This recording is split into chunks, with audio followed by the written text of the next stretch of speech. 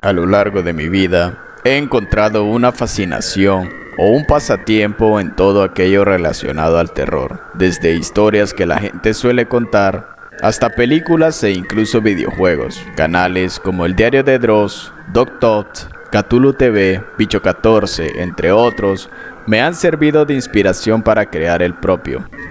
Los invito a seguir todos estos canales, ya que todos ellos cuentan con contenido de gran calidad referente al tema de lo paranormal y el terror.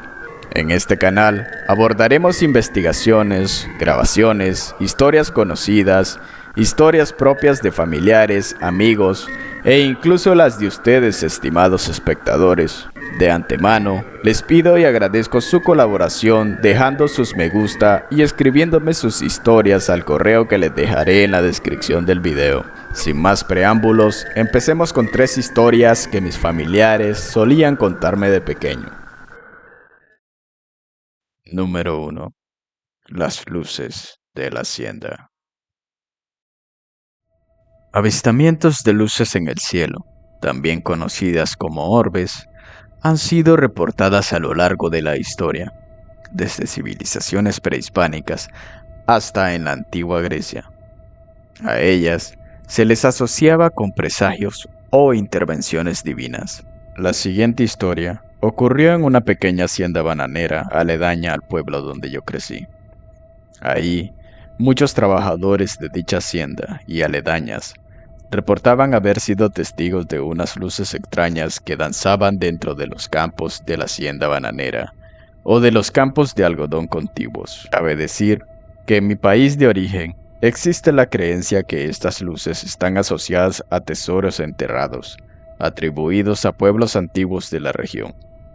Mi tío, quien trabajaba como guarda nocturno en la hacienda, una noche decidió aventurarse junto con 17 o 20 trabajadores más, armados con sus machetes y linternas, dispuestos a seguir aquella extraña luz, ya sea por curiosidad o simplemente guiados por la codicia. Serían alrededor de las 9 de la noche cuando el grupo de hombres decidió adentrarse en los campos de banano, deambulando los lugares donde mayormente se habían presenciado los avistamientos.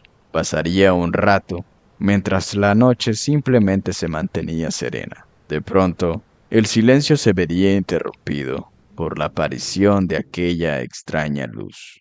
Se encontraba a unos 30 metros de ellos, suspendida en el aire a unos 5 o 7 metros. Era una extraña esfera de luz, de aproximadamente 1 metro de diámetro, y con la característica de cambiar de color, entre tonos verdes, blancos, amarillos y rojos.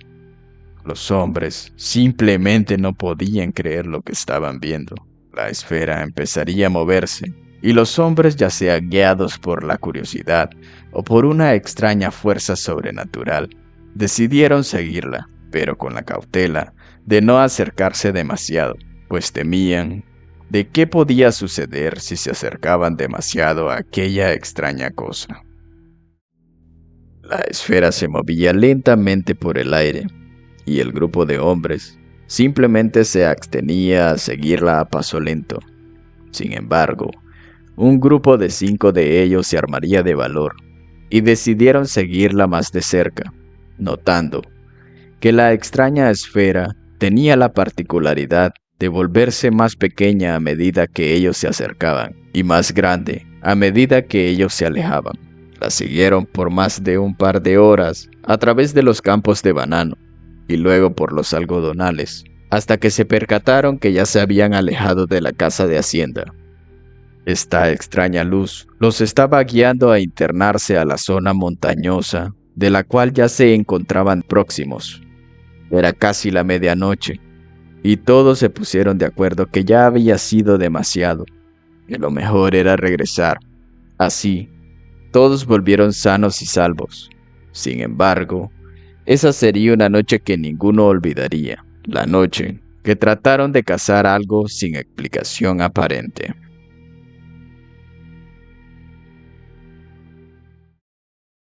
Número 2. Espíritus burlescos. Yací en los años 80.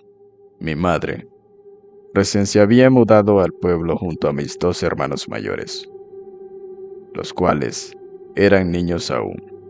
El pueblo era un lugar calmado, ya que éste apenas se estaba formando. Constaba de unas 50 casas, cada una un poco alejada de la otra, y en su gran mayoría construidas de madera y palma. La casita de mi madre quedaba al lado de la casa de mi tía, quien vivía junto a su marido, mi abuela y sus 3 hijas. Para ese entonces, mi mamá y mi tía eran muy unidas y velaban por el bienestar de la otra. Un día, mi tía sería llevada al pequeño centro de salud del pueblo, debido a un fuerte dolor abdominal, donde más tarde fue trasladada al hospital, pues el dolor se sospechaba era causado por su apéndice, y el centro de salud carecía de equipo quirúrgico para llevar a cabo la operación.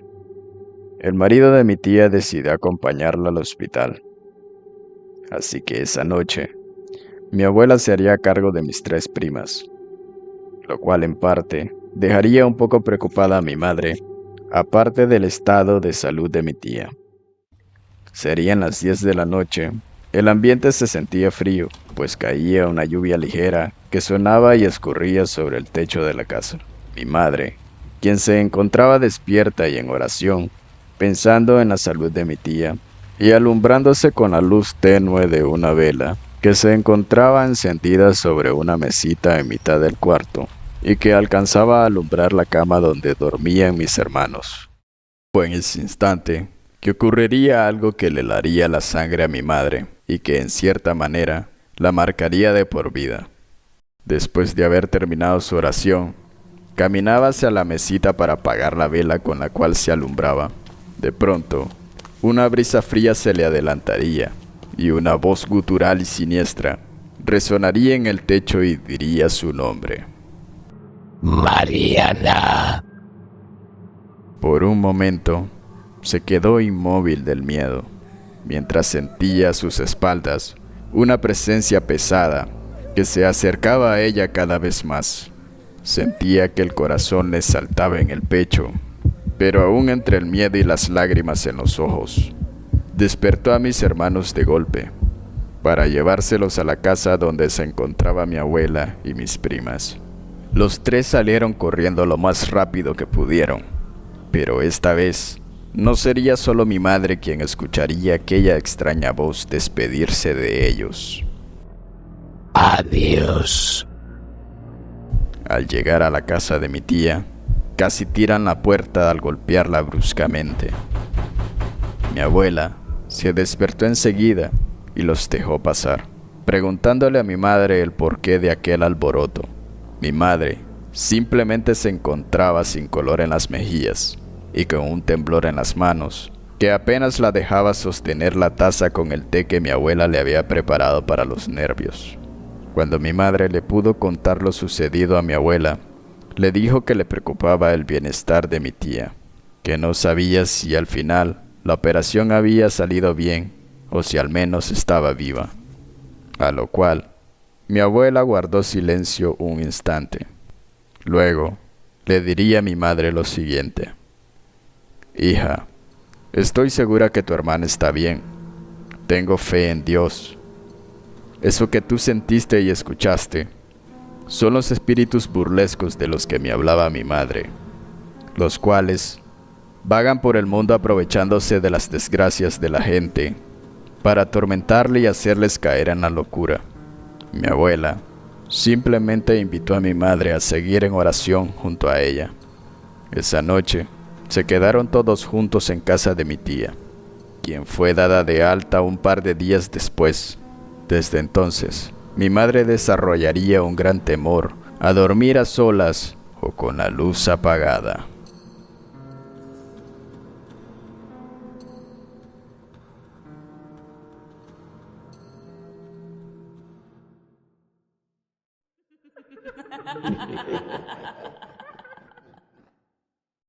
Número 3. El niño de la pijama blanca. Los años 80 fueron tiempos difíciles que se vivieron en el país, ya que éste se encontraba recientemente recuperándose, luego de la guerra civil que había estado vigente desde 1976 hasta 1979.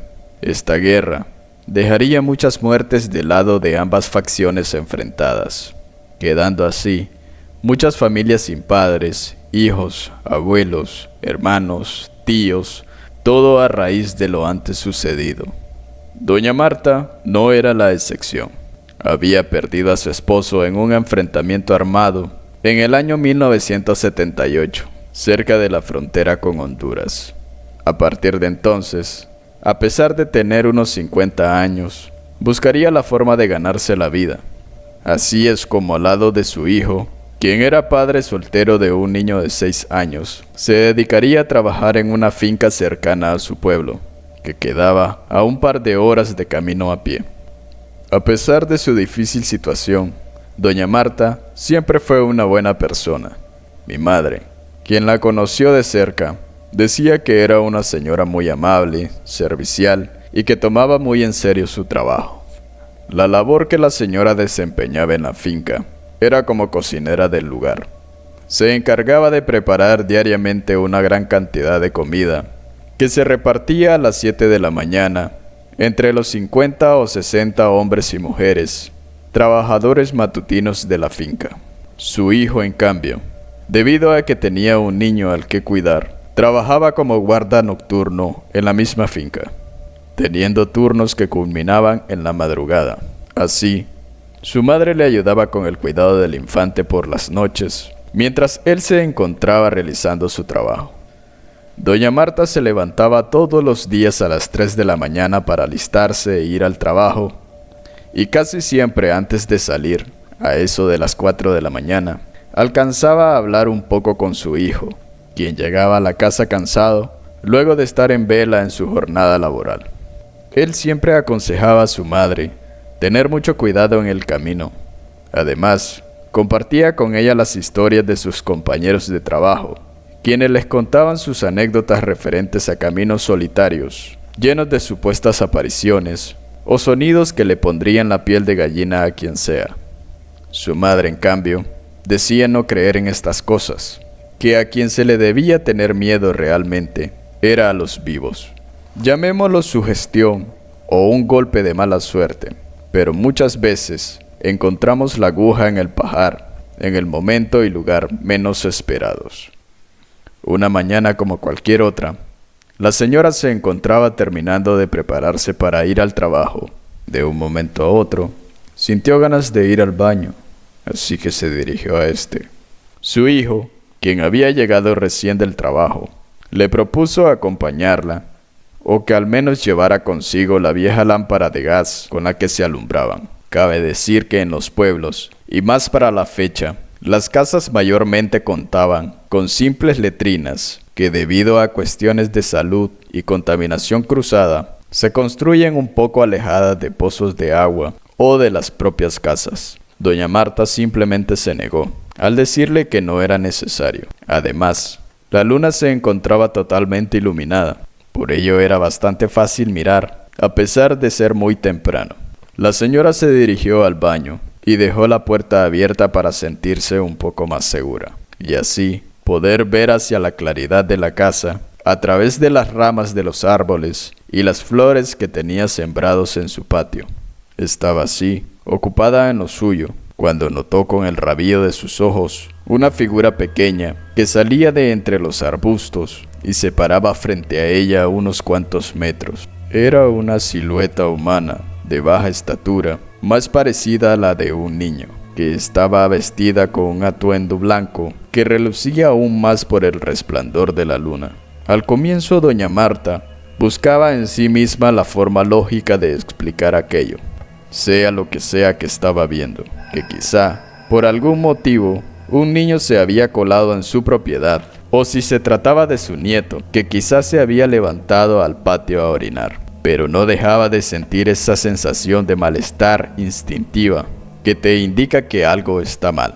Ella, a pesar de los escalofríos que sentía, Empezó a acercarse al supuesto niño para intentar hablarle o ver de quién se trataba, pero este hacía caso omiso a su presencia. Tan solo estaba ahí, de pie, viendo al suelo y tarareando algo entre dientes y en voz baja que parecía una canción de cuna. Doña Marta no tuvo más remedio que hablarle directamente para preguntarle el por qué estaba ahí y tratar de tocarlo, pero ese sería su peor error. Cuando agarró la mano de aquel niño, sintió su piel fría, parecida a la sensación que sientes al tocar un cadáver. El niño levantó la cabeza para verla fijamente, revelando sus cuencas de los ojos negras, como si éstas estuvieran vacías, y una sonrisa totalmente inhumana que parecía llegarle de oreja a oreja. El supuesto niño empezó a reírse al comienzo con un tono infantil, que poco a poco se tornaba más grave, volviéndose más parecido a una sonrisa diabólica de esas que te encuentras en las películas de terror. La señora sintió desfallecer, la vista se le tornó oscura, mientras su corazón palpitaba fuertemente en su pecho, dando su mayor esfuerzo. Antes de desmayarse, soltó un grito para llamar a su hijo y alcanzó a dar un par de pasos lejos de aquella cosa. Su hijo salió inmediatamente de la casa a socorrerla, pero la encontró ahí, desmayada en el suelo. Pero no había rastro de nada, no sabía qué le había pasado a su madre. Con sus fuerzas la llevó dentro de la casa a intentar reanimarla, a ponerle alcohol en la nariz, hasta que la señora volvió en sí, que al verlo se soltó a llorar desconsoladamente, diciéndole a su hijo que pensó que ella se iba a morir. Su hijo la abrazó fuertemente y se quedaron ahí por un rato mientras ella le hablaba sobre lo que había vivido. Aún con dudas de todo ello, decidieron revisar el cuarto del nieto de la señora para corroborar que no haya sido todo una broma de mal gusto de parte del niño, pero este se encontraba profundamente dormido, sin haberse percatado de todo lo sucedido. Doña Marta desde entonces dejó el trabajo de cocinera en la finca, optó por ser comerciante y dejar la casa donde vivió todo aquel calvario. Esa situación cambió por completo su forma de pensar y en lo que creer. Es así como esta historia nos da un mensaje al final, pues seas escéptico o no, hay una verdad innegable, y es que allá afuera hay mucho que como seres humanos aún desconocemos.